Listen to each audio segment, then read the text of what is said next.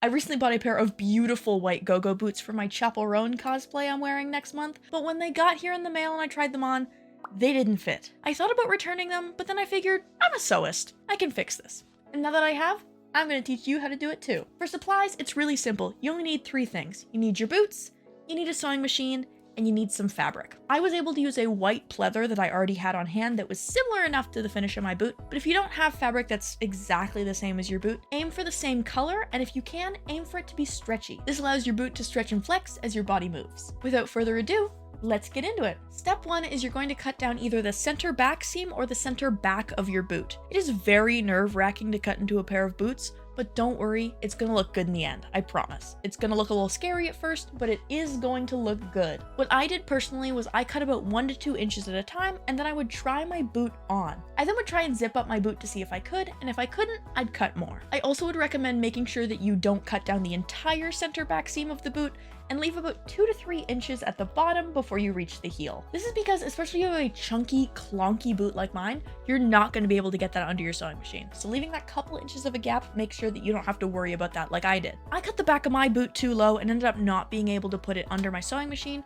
so the last about inch of my gusset is actually hand sewn, which I would not recommend because machine sewing is a lot more secure for a project like this. Once your cut is made, measure how long that cut is and write it down. We'll need that for later. When you try your boot on, you should be able to zip it up now, and when you zip it up, it's going to create an almost triangle-like opening in the back of your boot.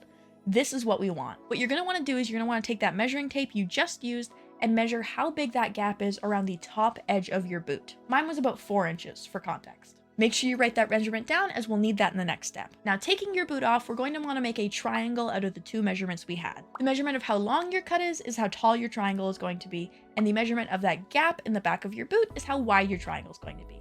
Mine ended up being 10 inches by 4 inches. Make sure you add an extra inch or 2 around all edges to account for seam allowance and ease. Make sure you cut out 2 of these triangles on your final fabric. Now it's time to get sewing. Pin that triangle in place if you can.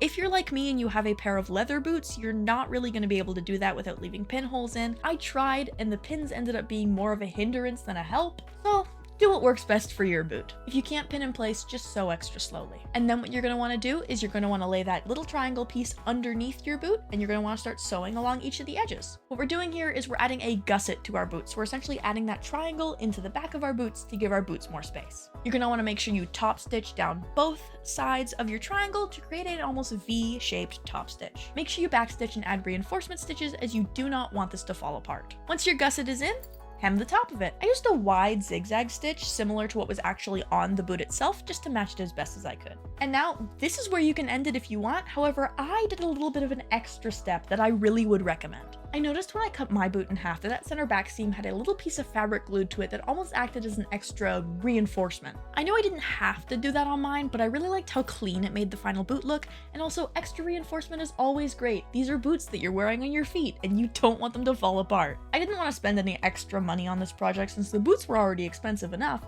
so I ended up using supplies I had at home. I took some ribbon tape and some heat and bond, cut the heat and bond in strips the same width as the ribbon tape, and then ironed it on. Once I ironed the heat and bond on and I removed that backing, I ended up ironing it on over the seams on the inside of my boot. Heat and bond essentially glues your fabric together, so now I have a very sturdy hold on the inside of my boot that acts as an extra little piece of reinforcement. It was super easy, it only took me 5 minutes, and was it a little bit unnecessary?